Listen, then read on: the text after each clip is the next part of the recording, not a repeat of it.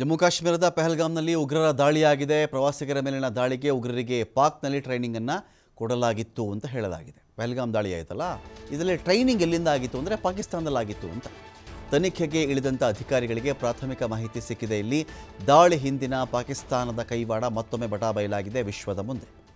ಪಾಕ್ ಉಗ್ರರ ಜಾಲವನ್ನು ಭೇದಿಸಿದೆ ಭದ್ರತಾ ಪಡೆ.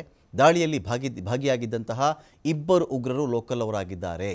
ಈಗಾಗಲೇ ಉಗ್ರರಾದ ಆದಿಲ್ ಆಸಿಫ್ ಶೇಖ್ ಇವರಿಬ್ಬರ ಮನೆ ಕೂಡ ಧ್ವಂಸವನ್ನು ಮಾಡಲಾಗಿದೆ.